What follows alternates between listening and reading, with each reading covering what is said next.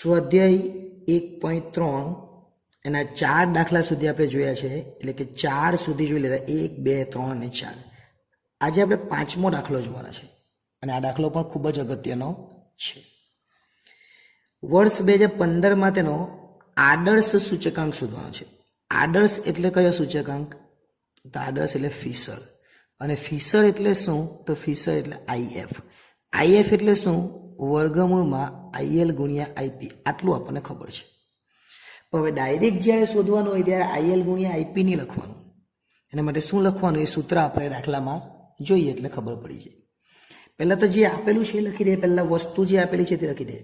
વસ્તુ એક એક લીટી છોડી લખી દે. A, B, C અને D, એમ 4 વસ્તુ. પછી બાજુમાં એકમ છે, એ એકમ પર લખી દે. એકમ કેટલા આપેલા છે? તો એકમમાં આપણને આપેલું છે 20 કિલોગ્રામ, તો અહીં લખી દે 20 કિલોગ્રામ. ત્યાર પછી ડઝન છે, એટલે ડઝન પણ આપણે લખી દઈએ. ચલો ડઝન 5 ડઝન, ખાલી ડઝન લખે તો પણ ચાલે. કિલોગ્રામ આપેલું છે એટલે અહીંયા કિલોગ્રામ લખી દે. અને પછી 5 લીટર છે તો અહીંયા 5 લીટર લખી દે. જે આપેલું છે બેઠું જ લખી દે, બરાબર. અહીંયા આંકડા ન લખે તો પણ કંઈ નહીં, આંકડા નહીં લખે તો પણ ચાલે. ચાલો, હવે ભાવ અને જથ્થો આપેલો છે પણ 2014નું છે. 2014 એ નાનું વર્ષ છે અને 2015 એ મોટું વર્ષ છે, અને તમને સમજ પડતી આધાર વસ્તુ તો વાંધો જ નહીં. આ ભાવ છે એટલે P0 અને આ જથ્થો છે એટલે Q0. આ ભાવ છે એટલે P1 અને આ જથ્થો છે એટલે Q1. એટલે બેઠું જ લખી દે. P0, Q0, P1 અને Q1, અને પછી તો દાખલો થઈ જ જવાનો છે. ચલો, પહેલાં આપણે શું કરવાનું? આ તો કિલોગ્રામ છે, આ બી કિલોગ્રામ છે ને આ બી કિલોગ્રામ, એટલે કિલોગ્રામને નથી ફેરવવાનું. પણ આ જે ભાવ છે એની આગળ, એટલે કે કિલોગ્રામની આગળ એક આંકડો છે 20, એને 20 વડે ભાગવાનું. જો આંકડો હોય તો ભાગવાનું, એટલે 20 વડે ભાગી કરવાનું. કેટલા વડે ભાગવાનું? 20 વડે. તો 120 ભાગ્યા 20 એટલે કેટલા આવે? 6. ત્યાર પછી 10 તો બેઠા જ છે એટલે બેઠા રહેવા દેવાના. ત્યારે P1 280 ભાગ્યા 20 કરીએ તો 14 આવે, અને આ તો બેઠા 15 છે, 15 રહેવા દેવાના. જો એ ગ્રામ હોય તો એને ફેરવવું પડે કિલોગ્રામમાં. હવે ડઝન છે, આ બી ડઝન છે, આ બી ડઝન છે, તો આને ડઝનમાં ફેરવવું પડે. આને શું કરવું પડે? ડઝનમાં. અને આગળ 5 બી છે એટલે આને પર 5 વડે ભાગવું પડે અને આને પર 5 વડે ભાગવું પડે. અને આને ડઝનમાં ફેરવવાનું એટલે આને 12 વડે ભાગવું પડે. કેટલા વડે ભાગવું પડે? 12 વડે. જો ફરીથી, આ ડઝન છે, આ બી ડઝન છે ને આ બી ડઝન. જો આ નંગ હોય, જો આ નંગ હોય તો આ ડઝનને આપણે નંગમાં ફેરવી કાઢવું પડે. પણ તો ડઝન છે તો આને આપણે ડઝનમાં ફેરવી કાઢીએ એટલે 48 ભાગ્યા 12 એટલે કેટલા થાય? 4. 120 ભાગ્યા 5 એટલે કેટલા થવાના? 120 ભાગ્યા 5 એટલે 24 થાય. 3 ડઝન છે એટલે ડઝન બેઠા જ રહેવાના. 140 ભાગ્યા 5, 140 ભાગ્યા 5 એટલે 28, અને 48 ભાગ્યા 12 એટલે કેટલા આવે? 4. ચલો આગળ. હવે આ કિલોગ્રામ છે તો આ બી કિલોગ્રામ છે એટલે આમાં વાંધો નહીં. પણ આ જુઓ, આ ગ્રામ છે તો આને 1000 વડે ભાગવું પડે, જે આગળના દાખલામાં જોયું. 1 કિલો બરાબર 1000 ગ્રામ. 1 કિલોગ્રામ બરાબર 1000 ગ્રામ, જે આપણે આગળના દાખલામાં જોયું. એટલે આ 1000 વડે આપણે ભાગવું પડે. તો આ જે 5000 છે એને 1000 વડે ભાગે તો કેટલા આવે? 5. પણ આ પહેલાં 4 છે તે લખી દે, અને 1000 વડે ભાગે એટલે 5 આવે, પછી 8, અને પછી કિલોગ્રામ જ છે એટલે 4.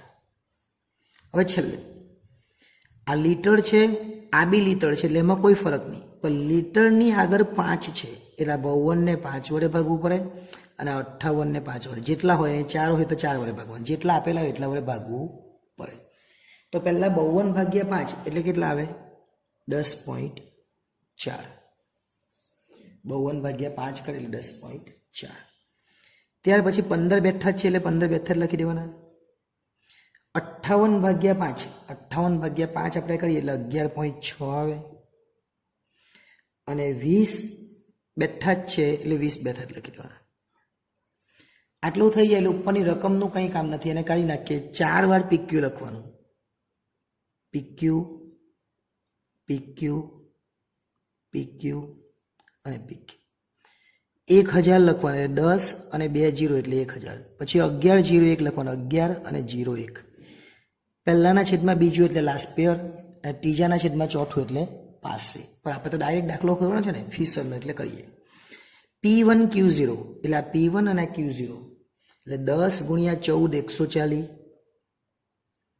28 ગુણ્યા 3 28 ગુણ્યા 3 એટલે 84, 8 ગુણ્યા 5 એટલે 40 અને 11.6 ગુણ્યા 15 11.6 ગુણ્યા 15 એટલે આવે 174.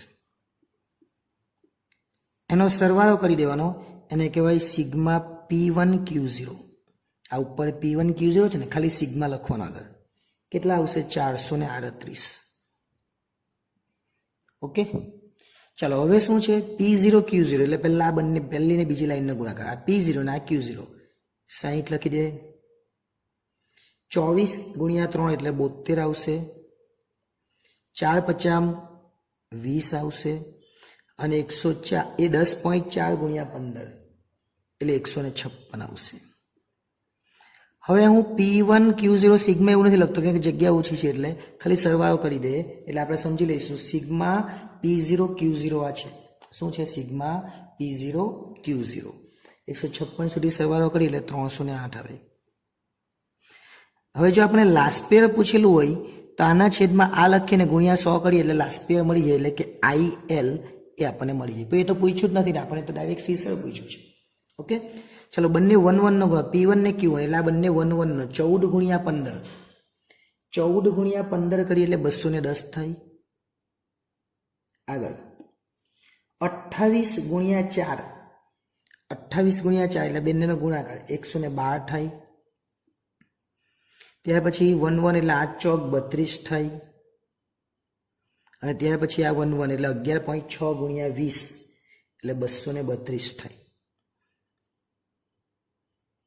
અને આ 4 4 નો સરવાળો કરો 210 વત્તા 112 32 અને 232 586. આને શું કહેવાય? Sigma P1 Q1. આગળ સિગ્મા લખવાનું અને P1 Q1. હવે P0 Q1, આ P0 અને Q1 એટલે પહેલી લાઈન અને છેલ્લી લાઈન 15 6 90. ત્યાર પછી 24 ગુણ્યા 4 24 દુ 48 દુ 96 થાય. ત્યાર પછી 4 ચોક 16 થાય અને છેલ્લે 20 ગુણ્યા 10.4 કરીએ તો 208 આવે. ચાલો બધાનો સરવાળો કરી દઈએ એટલે 410 થાય. તો આ જે ત્રીજું છે, પહેલુંના છેદમાં બીજું એટલે લાસ્ટ પેયર, ત્રીજાના છેદમાં ચોથું એટલે પાસે. પણ એ તો આપણે શોધવાનું નથી. એટલે ખરેખર આપણું IF નું સૂત્ર કયું? આ રીતનું હતું. આપણે અત્યાર સુધી શું કર્યું?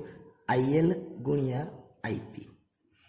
હવે IL ની જગ્યા પર IL નું સૂત્ર લખીએ એટલે IF બરાબર IL નું સૂત્ર કયું? તો IL નું સૂત્ર છે સિગ્મા PQ છેદમાં સિગ્મા PQ અને ગુણ્યા 100. આ કોનું સૂત્ર? IL નું. એમાં 1000 આવે એટલે આ 1000 લખી દીધા. ત્યાર પછી પાસે છે એટલે ફરીથી ગુણાકાર સિગ્મા PQ સિગ્મા PQ અને ગુણ્યા 100. આ બધું વર્ગમૂળની અંદર છે. હવે 11 0 1 લખી દેવાના. ઓકે, પણ તમારી ચોપડીમાં આવું સૂત્ર નહીં હશે. કેમ? તમારી ચોપડીમાં શું સૂત્ર હતું જો, IF બરાબર આવું સૂત્ર હશે. જોજો, IF બરાબર સિગ્મા P1 Q0, આ જે પહેલું છે તે, અને સિગ્મા P0 Q0. પછી પાછું આ હશે સિગ્મા P1 Q1 છેદમાં સિગ્મા P0 Q1. અહીંયા સુધી વર્ગમૂળ હશે ને ગુણ્યા 112 હશે, એ વર્ગમૂળની બહાર. એટલે શું થાય? આ 100 અને આ 100 વર્ગમૂળની અંદર 200 છે. 100 ગુણ્યા 100 એટલે વર્ગમૂળની અંદર 100 નો વર્ગ એવું કહેવાય. અને વર્ગમૂળની અંદર 100 નો વર્ગ એટલે 10,000 10,000 નો વર્ગમૂળ કાઢે એટલે 100 થઈ જાય. એટલે આ 100 ને વર્ગમૂળની બહાર કાઢી નાખવાના. એટલે આ બે 100 ભેગા થઈને એક વર્ગમૂળની બહાર 100 બને. એટલે ખરેખર આવું સૂત્ર આવે. આઈએલનું તો સૂત્ર આ જ ને, આઈએફનું સૂત્ર બી આ જ, પણ આમાંથી 2 100 બહાર નીકળ્યા, 1 100 બહાર નીકળ્યા. એટલે આ સૂત્ર લખે તો પણ જવાબ આવે, પણ તો 100 વર્ગમૂળની અંદર જ રાખવાના, અને આ સૂત્ર લખે તો 100 વર્ગમૂળની બહાર રાખવાના, એટલું યાદ રાખવાનું. ઓકે, એટલે બંને સાચું જ છે. એટલે તમને કોઈ આવું કરાવતું હોય તો ખોટું નથી. P1 એટલે પહેલાના છેદમાં બીજું, એટલે 438 છેદમાં 308. આ લાસ્ટ પેયરની વાત છે. પાસેમાં 586 છેદમાં 410, 586 છેદમાં 410, અને વર્ગમૂળની 12 ગુણ્યા 100, અને અંદર રાખવું હોય તો બી ચાલે, ત્યારે વર્ગમૂળ નીકળે. હવે 438 અને 586 આ બંનેનો ગુણાકાર કરે તો પણ ચાલે, અને ગુણાકાર ન કરવો હોય અને તમે અહીંયા જ ભાગાકાર કરો અને ગુણાકાર કરો તો પણ ચાલે. જેવું કરવું હોય તેવું, કેલ્ક્યુલેટર છે બધું જ કરી શકીએ. આપણે 438 અને 586 નો ગુણાકાર કરીએ, કેટલા થાય? 256 668. અને આજે 308 અને 410 નો ગુણાકાર કરીએ એટલે 1,26,280, 1,26,280, અને ગુણ્યા 100 તો છે જ, એ વર્ગમૂળની 12. ઓકે, હવે ભાગાકાર કરી નાખીએ. ભાગાકાર કરે અને ગુણ્યા 100 કરવાના. શું કરવાનું? ભાગાકાર. પહેલા ભાગાકાર કરીએ એટલે કેટલા આવે? વર્ગમૂળની અંદર ભાગાકાર કરી અને વર્ગમૂળ કાઢી નાખીએ. ચાલો આ ભાગાકાર કરો અને પછી વર્ગમૂળ કાઢી નાખીએ તો જવાબ આવે 1.425668 ગુણ્યા 100. અને આપણે તો છેલ્લો જવાબ જોઈએ છે આઈએફ, એટલે આના ગુણ્યા 100 કરી નાખે તો 142.56 ની જગ્યાએ આપણે એક આંકડો વધારી દઈએ તો 57 થઈ જાય. એટલે આ આપણો જવાબ આવે. અને આવી રીતે નહીં કરવું હોય, પહેલાં 2 નો ભાગાકાર કરે એટલે પોઈન્ટમાં જવાબ આવે, પછી ગુણ્યા 2 નો ભાગાકાર પોઈન્ટમાં, પછી ગુણાકાર કરી દેવાનો, પછી વર્ગમૂળ, ને પછી ગુણ્યા 100 છેલ્લે કરવાનું. પહેલાં આ 2 નો ગુણાકાર કરીએ એટલે આટલો આવ્યું, આ 2 નો ગુણાકાર કરીએ એટલે આટલો આવ્યું. આનો ભાગાકાર કરી નાખવાનો અને પછી વર્ગમૂળ કાઢી નાખવાનું. આ 2 નો ભાગાકાર અને પછી વર્ગમૂળ કાઢીએ અને પછી ગુણ્યા 100 કરીએ તો 142.57 આવે. એટલે આ રીતે આ દાખલો પણ આપણે એકદમ સરળતાથી કરી શકીએ. અને આવા જ દાખલાઓ ગણવા માટે તમે ચેનલને સબસ્ક્રાઇબ ન કરી તો કરી લેજો, કારણ કે ભવિષ્યમાં આ ચેનલ તમને ઘણી કામ લાગશે. નેક્સ્ટ ટાઈમ જ્યારે મળીશું ત્યારે આપણે 6થો દાખલો જે બાકી છે એ જોઈશું. આભાર.